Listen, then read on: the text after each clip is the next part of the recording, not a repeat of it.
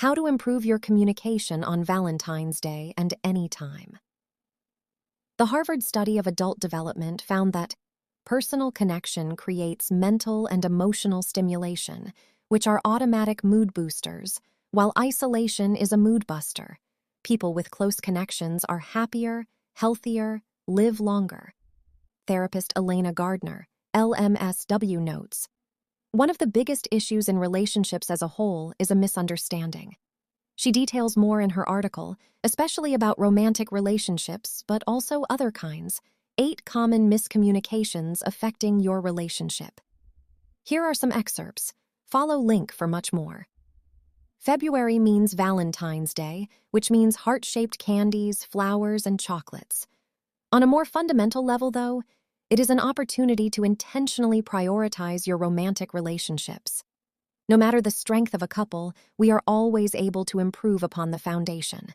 To help you improve your communication, we will be outlining 8 of the common miscommunications affecting your relationship.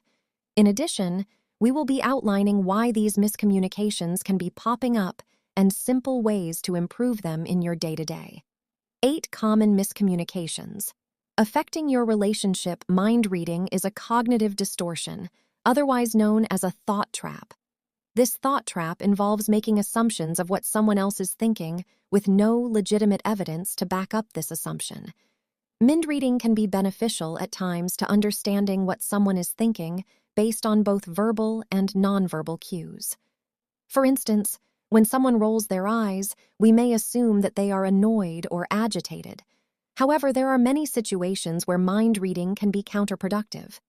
Imagine you are in a therapy session and you bring up your frustration with your partner for not taking out the trash.